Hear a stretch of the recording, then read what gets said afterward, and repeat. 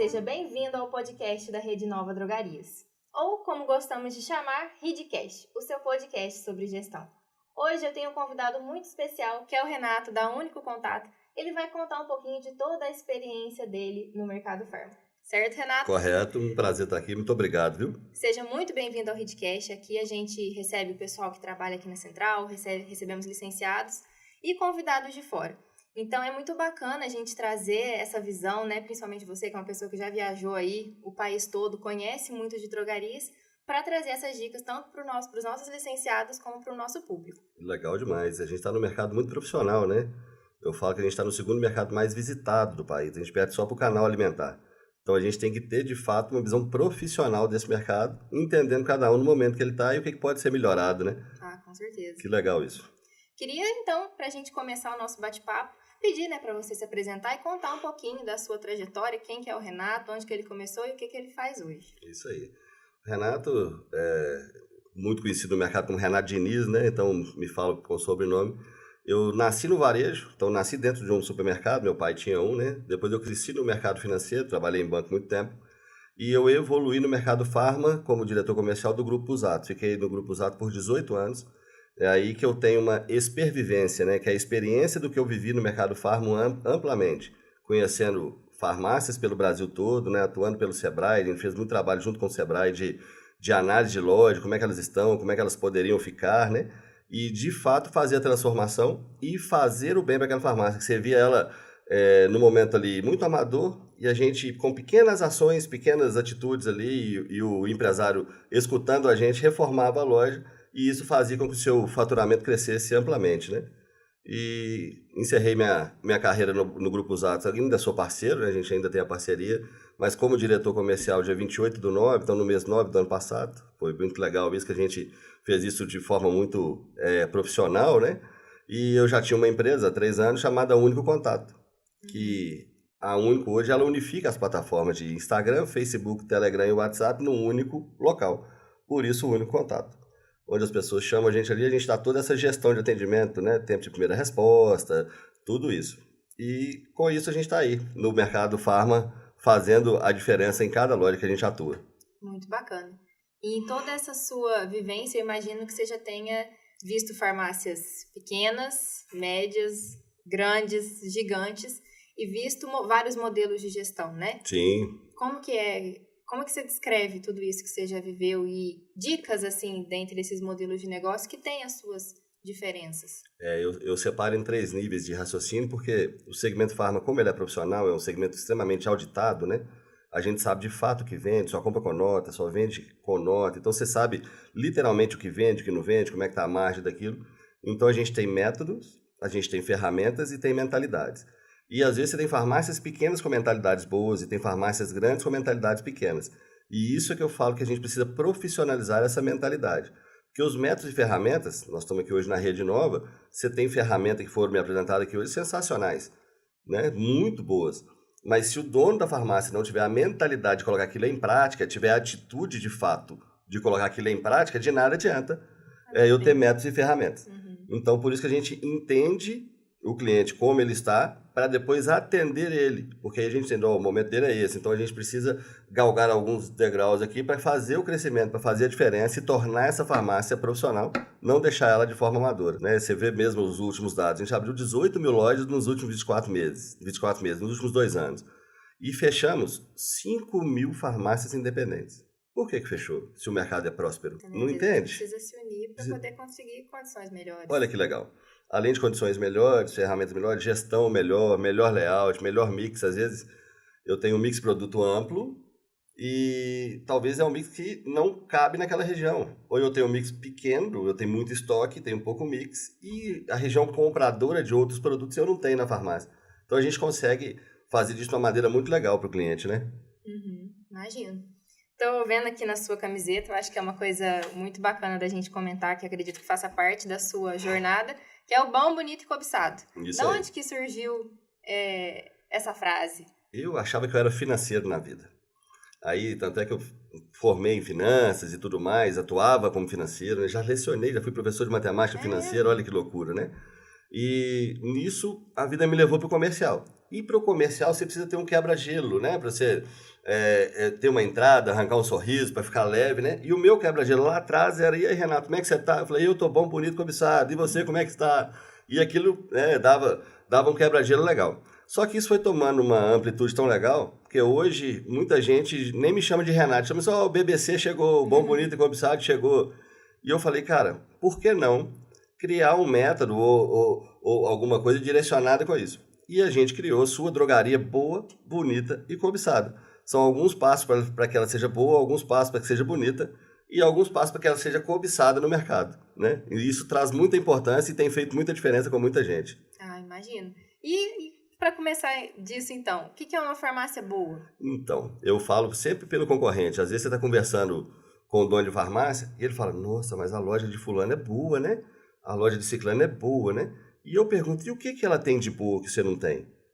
É time?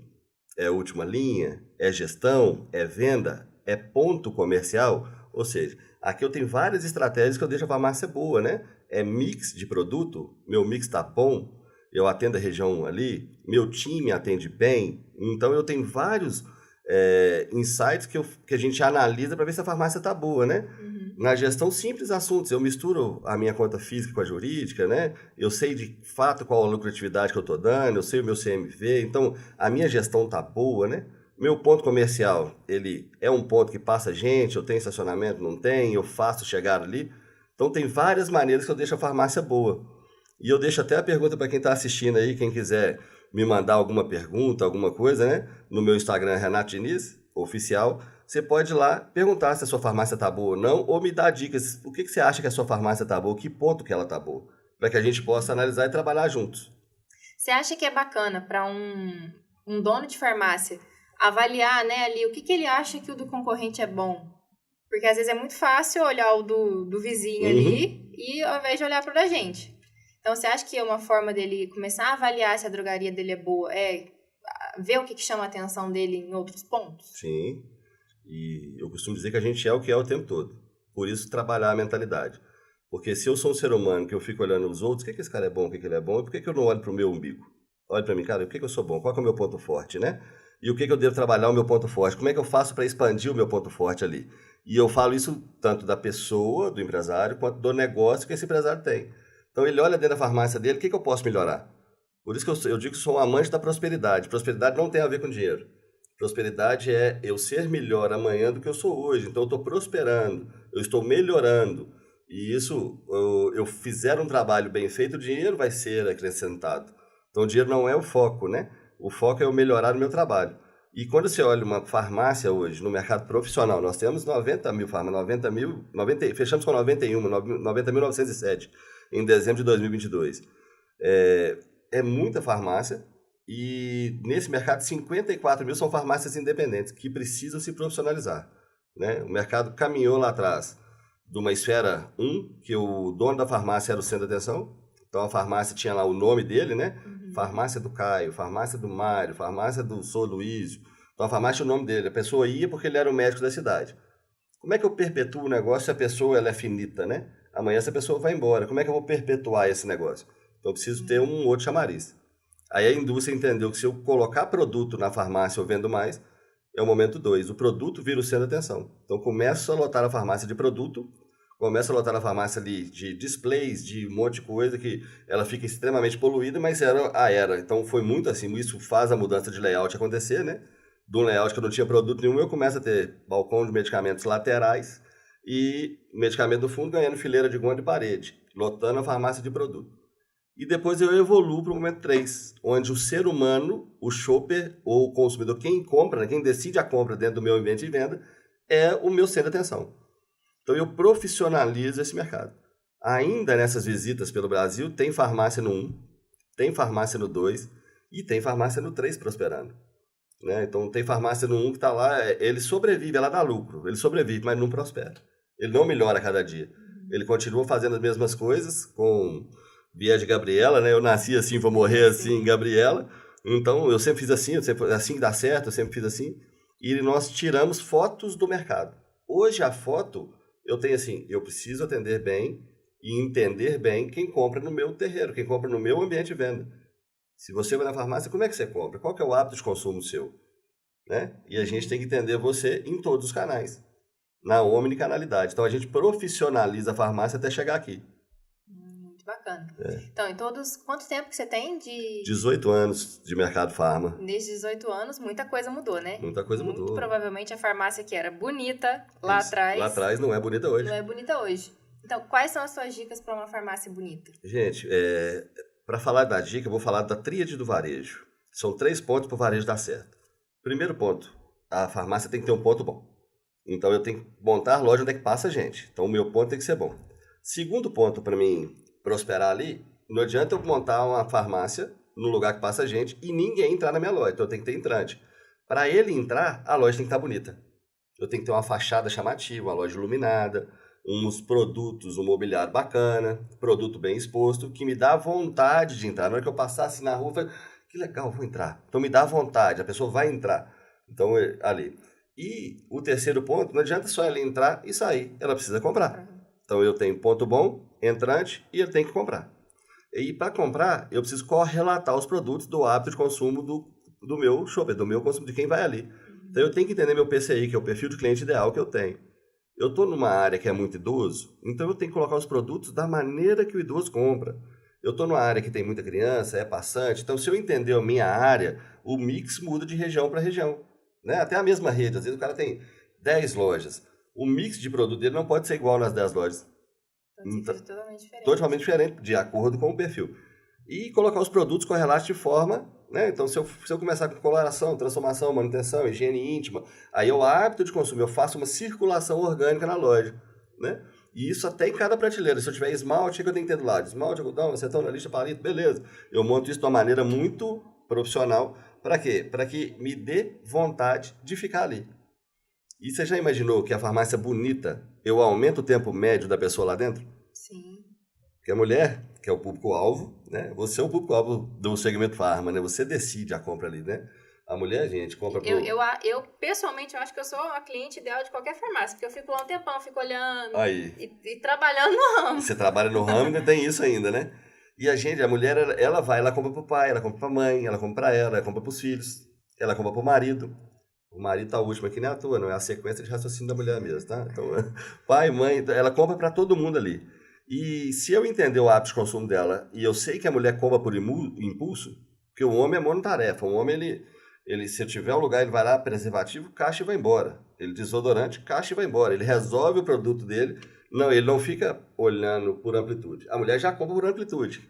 Meu noivo, quando ele vai na farmácia comigo, ele fala, Roberto, o que eu tenho que comprar? Pá. E ele segue a lista. Tum. Não é isso? Agora a mulher vai buscar, sei lá, fluoxetina, foi buscar o anticoncepcional, vai lá no fundo buscar. Antes de chegar lá, ela já está por amplitude, já está olhando para todos os lados. E eu falo, que legal que tem isso, que legal que tem aquilo, já estou enchendo minha cestinha. Chega lá e resolveu o problema. Na saída, ela está levando mais coisas. Chega no caixa, leva mais coisas. E se eu aumentar esse tempo médio de uma pessoa que compra naturalmente, é o hábito de consumo, comprar por impulso, de 7 minutos eu passar para 12 minutos, eu ganho 5 minutos de alguém que compra por impulso. Então eu aumento o meu ticket tendo uma farmácia bonita. Então a farmácia tem que estar de fato buticalizada, que eu chamo, que é uma boutique ali.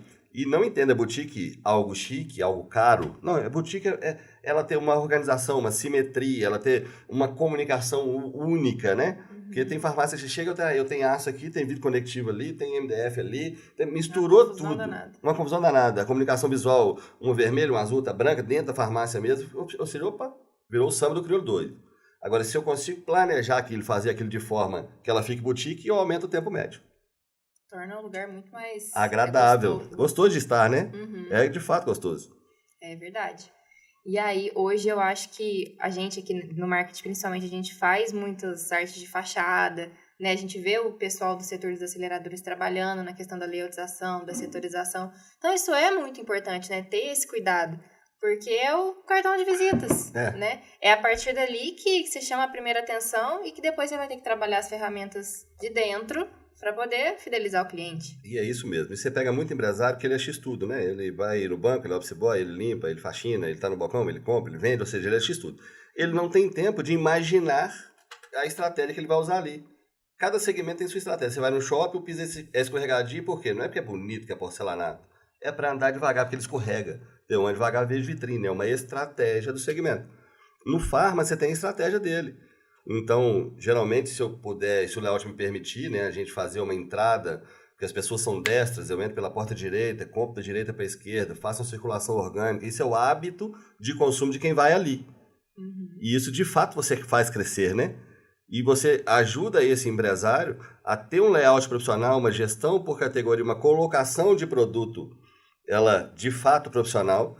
E a jornada de compra não é só no físico. Por mais que 88% das vendas são físicas, 12% já estão meio digitais, uma boa estratégia de WhatsApp já ajuda o cara a, na omnicanalidade, entender a jornada de compra pelo WhatsApp. Um exemplo. Se eu, na minha farmácia, entender, eu estou numa região de grávidas e eu tenho o meu cliente cadastrado, então eu já estou avançando na gestão, eu tenho cadastro de cliente e agora eu consigo saber quem é que está grávida. E eu crio um grupo, que eu não vou mandar individual, mas tem ferramentas que a Um Contato faz isso, né? Você separa e manda por nichos as mensagens individualizadas por nome, das grávidas. Aí eu mando dicas, você sabia que a amamentação é importante, pelo menos até o 6º mês, não deixe amamentar sua criança e tudo. E eu vou colocando produtos, estamos com a promoção de fralda aqui agora, tem aquilo outro. Tal. Eu nichei, fiz segmentação, coloquei produto específico, nicho específico, e isso faz com que minha venda aumente. É a jornada de compra no digital. Então, da mesma circulação orgânica que você tem dentro da loja, você cria uma circulação mental, ou seja, de jornada de compra pelos meios que a gente tem hoje. Então, eu não preciso criar um e-commerce baita, fazer um negócio, colocar no marketplace. Não, eu consigo, pela ferramenta do WhatsApp, utilizar isso de forma maciça, mas se eu tiver foco. Então, eu tenho que entender isso nesse novo hábito de consumo do nosso consumidor. Interessante isso, né? Você mencionou uma coisa que eu acredito que muitos donos de farmácia conhecem, talvez ainda não apliquem ou talvez apliquem sem saber, e também tem pessoas que não conhecem. O que é uma gestão por categoria? Vamos lá, isso nasceu em 1980 nos Estados Unidos, no canal alimentar pelo Walmart. O Walmart passou pela crise, aliás, os Estados Unidos passou pela crise nessa época, e o Walmart começou a cair as vendas, chamou uma consultoria, e essa consultoria definiu que ele tinha 5 tipos de farinha temperada, ele tinha 8 tipos de fralda. Eu falei, não, a gente precisa ter uma gestão dessa categoria, porque senão o seu público não vai escolher das 5 marcas. Então você pode ter só 2, uma A e uma outra, para competir o preço aqui dentro. Fralda eu posso diminuir, e o produto de fralda está longe do produto de creme. Então vamos fazer essa categoria, vamos fazer a gestão dessa categoria, vamos criar o mundo do bebê, o mundo da mamãe, vamos criar o mundo do automóvel, vamos criar a área da padaria. E ali eu começo desde os simples detalhes, por exemplo, vinho, né? Do lado do vinho eu tinha um abridor lá nas utilidades domésticas. Então eu começo a colocar um abridor de vinho do lado do vinho. Um tira-gosto do vinho do lado do vinho. Então eu começo a colocar categorias que são correlatas juntas. E isso eu faço a gestão por categoria. Por isso que o canal alimentar está há 20 anos na nossa frente do segmento farma. No supermercado a cerveja está sempre próxima ao açougue. Você entende, né? Que legal isso, né? E você pega qualquer supermercado de bairro, eu tenho isso bem definido. O produto busca está no fundo. O açougue está lá, a cerveja está perto do açougue. Eu tenho produto arroz, né? Os farináceos estão lá. Aí eu começo do lado direito, eu tenho os produtos da emoção. Eu tenho a saída, eu tenho ali sorvete, que é perto do caixa para sair. Então eu tenho uma categoria desenhada. A entrada sempre à direita. Por mais que eu tenha 10, 12, 15 caixas, eu tenho que andar todos eles e entrar pela direita para que eu faça essa circulação. No segmento farma, a gente atua com isso há mais tempo. Quando a gente começou a falar disso, parecia o monstro do Lago Ness. Todo mundo falava, mas ninguém fazia. Hoje você vê claramente fazendo, né? Você vê, né, o espaço make, né, beautiful, né, a área da criança, melhor idade, né? Então eu consigo separar isso, né, conveniência, e eu consigo colocar mundo homem, colocar isso de fato separado com produtos nichados, ou seja, da mesma categoria ali. Um exemplo é fralda, né? Muita gente usa fralda horizontalizada por causa de espaço. Minhas prateleiras estão aqui, eu coloco a fralda em cima da prateleira. Então você chega na farmácia, além dela parecer bagunçada, que está tudo em cima da prateleira, se chega uma mulher, ela fala assim, me dá aquela fralda, pegou, passou no caixa e foi embora, porque eu não tenho o produto correlato do lado. Se eu tenho espaço infantil... Nós, seres humanos, a gente tem muito aquele negócio de gostar de pegar. Do tato. Do tato. Demais. Aí, e se você está ali olhando, olhou para o lado, você viu ali, bico, mamadeira, chupeta, mordedor, o pratinho da galinha pitadinha, que você comprou por 5, está vendendo por 45, ou seja, a margem dele é gigante, a fralda ocupa espaço e não tem margem. A pessoa fala, que gatinho bonitinho, lá, meu menino, pegou, levou. agreguei valor, aumentou meu ticket médio, me faz vender mais, só pelo fato de estar bem colocado. Ontem eu escutei uma frase de uma empresária do segmento farma que ela falou, não tem produto errado na farmácia, tem produto no lugar errado, que aí não faz ele vender. Então se ele está bem exposto, ele vai vender. É muito legal quando você imagina isso e pensar na sua... Eu acredito que muitos de vocês estão assistindo a gente aqui, olha para a sua farmácia agora e pensa, será que meu produto está no lugar certo? E pode começar pelo óbvio, né? O óbvio tem que ser muito bem feito. Eu mesmo cheguei de viagem agora, fui comprar um equipamento, um Presto Barba, lá, o Gillette Fusion, para fazer minha barba, e o creme de barbear estava no outro lado, estava fora, porque um era pendurado, ele tinha uma área de gancho, e eu tinha uma área de prateleira longe, onde é que estavam os produtos, ou seja, não estão correlatos. O risco de achar que não tem... Não tem, é grande. Maior. E isso existe muito. Não duvido. Não é legal isso? E aí, assim, eu acho que uma dica bacana, né, que talvez... Acho que a gente saber que está fazendo uma boa gestão de categoria vai impactar ali no faturamento, você vê que você está vendendo mais, mas tem mais algum indicador dentro disso? Tem. Maior tempo do cliente dentro da loja? Uma coisa e aí a gente parte por cobiçada, né, porque quando você tem uma gestão por categoria bem feita, uma farmácia bonita, aquilo vira assunto de salão de beleza. Então eu tô lá fazendo a unha e tô comentando, nossa, você viu falar a farmácia de fulano como é que ficou depois que fez, né? Tá legal, tudo que eu procuro, tudo que eu quero eu acho lá, né? Então eu aumento as pessoas me procurando. Então quando eu tenho isso pronto, isso bem colocado, porque eu falo que o consumidor, quem consome é fiel à marca, né? Uhum. O shopper é fiel à loja. Ele vai na loja que melhor lhe atende, onde é que ele tem facilidade de encontrar aquilo, então ele decide a loja, né? Tem bom atendimento. Então quando eu faço uma gestão por categoria bem feita, eu dou tranquilidade, eu dou acesso, eu acho os produtos rapidamente, a minha farmácia está sinalizada, né? Então eu consigo encontrar aquilo rapidamente. Então eu começo a ter mais gente. Aí além de aumentar o valor do ticket médio, eu aumento a quantidade de tickets. Então esse é um dado que a gente pode medir. Legal. Você falou uma coisa agora e eu acho que ela é um desafio em todos os setores possíveis, que é o atendimento. Ok. Você concorda comigo? Eu acho que hoje todo mundo tem esse desafio de entender o cliente, de lidar com pessoas que querem tudo para aquele momento, que é um reflexo da sociedade que a gente vive hoje. O que você enxerga de que é um bom atendimento? Porque a gente fala que hoje a gente fala, aqui tem o melhor atendimento. Uhum. Mas isso não é um diferencial. Se atender bem o seu cliente é o mínimo. Isso aí. Então, o que você enxerga que são realmente diferenciais na hora de atender? Eu entendo isso, que no segmento farma você tem muitas pessoas que são seres, poucos são humanos. A gente precisa ser mais humanos. Então a gente precisa humanizar o atendimento. E de fato isso, farmácia deixou de ser um estabelecimento de doença há muito tempo, hoje ele é um estabelecimento de saúde, né? De beleza. E aquilo a pessoa chega ali, eu preciso tratar ela de uma maneira leve, então eu preciso ser humano com essa pessoa.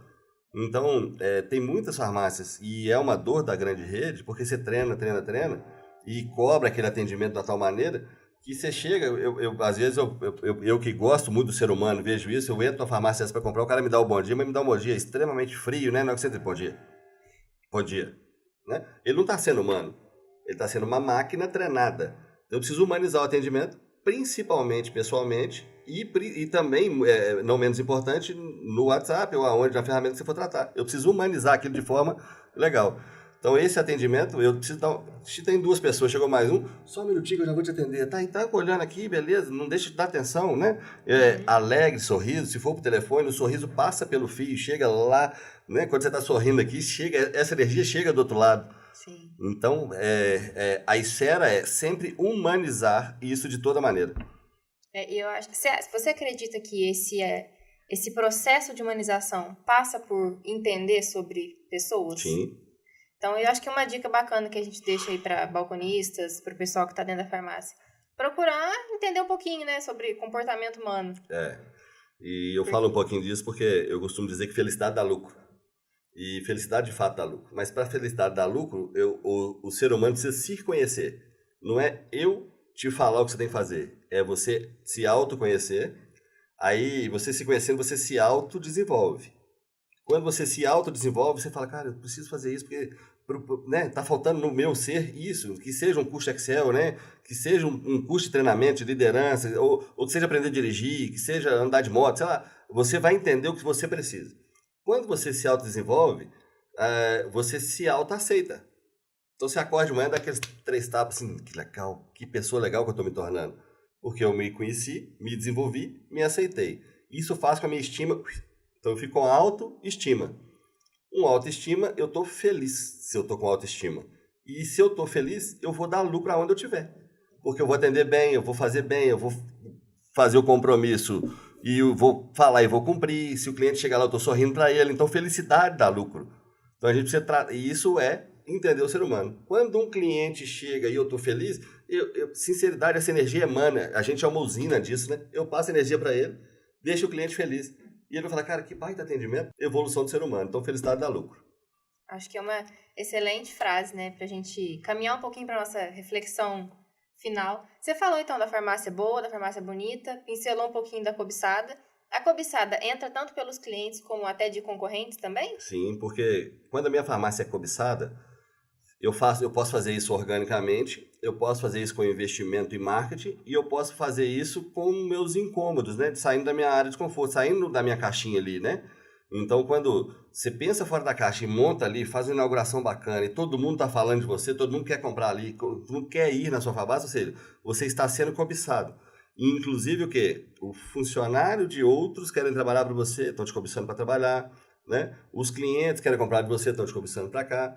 Então, outras pessoas que têm imóveis estão te cobiçando. Abre uma farmácia aqui também, abre ali também, eu tenho uma loja ali, né? Vou te dar um ponto legal ali. Então, esse cobiçado, ele vai sempre num viés positivo de que, cara, eu quero você cuidando. Você está cuidando dessa região? Vamos cuidar de outra, né? E eu estou sendo visto a todo momento, que é muito legal. Por mais que o Instagram tá aí, o Facebook tá aí, né? O Google tá aí, mas é muito legal quando eu e você encontrando na rua e você fala comigo assim... Ô, Renato, você foi lá? A farmácia atende bem demais. Vai lá, compra dele, se você precisar de algum medicamento. Esse marketing boca a boca, ele é muito importante, principalmente nas cidades interiores e bairros menores, né? A área de muita gente, talvez, é lógico que faz importância, mas menos. Mas quando eu tenho isso na mão, essa cobiça, ela é gostosa, sabe? Então tem técnicas para isso, tem ferramenta para isso, né? E mentalidade também, lógico. Muito bacana. Eu acho que foi uma boa reflexão para gestores, no geral, para pessoas que trabalham na farmácia e outros ramos também. E eu gostei muito da sua frase, de que felicidade dá lucro. E dá lucro. Então, que a gente esteja feliz no que a gente está fazendo, que a gente consiga estimular que quem está junto do nosso time também esteja feliz. Para que todo mundo saia feliz no final também, né? E que o cliente também, que vai ser o nosso maior marketing ali no final. E a gente tem que ter essa maturidade. A gente, como empresário, se tem alguém do meu time que não está feliz... Cara, vai ser feliz em outro lugar? Vou andorinha, perder pra cima é ótimo, deixa o cara ser feliz, né? Se eu não tô feliz aqui, cara, eu tô no lugar errado, então eu preciso emanar isso, eu preciso trazer felicidade e entender de fato que a felicidade, ela, lógico que não é um circo, tem regra, eu tenho 3 filhos, tem disciplina, tem que ter nota boa, tem que fazer isso, a gente é uma família feliz, mas tem regra, que toda farmácia tem, todo negócio tem que ter regra, mas não precisa ser aquela regra chata, de porrada, né? A gente consegue ser feliz no caminho, no trajeto, né? Tem muita rocha, mas a gente consegue ser feliz no trajeto. Com certeza. Bom, Renato, muito obrigada pelas suas Eu que agradeço. Pelo bate-papo. Acho que é muito valioso para todo mundo que está nos ouvindo. E as portas do estúdio aqui da Rede Nova estão sempre abertas. Voltarei, com certeza. Compartilhar mais com a gente. Que bom, muito obrigado. Fico muito feliz com o convite aí. Espero de alguma maneira um pinguinho ter contribuído. E quem quiser um pouco mais, chama a gente aí nas redes sociais, estamos lá. Repete suas redes sociais. Renato Diniz, _oficial. Isso aí. Bom, espero que você tenha gostado do nosso conteúdo e reflexões de hoje. Ressignifique seu negócio, renove-se e faça bons negócios com uma mentalidade aberta e próspera. Muito obrigada e até a próxima!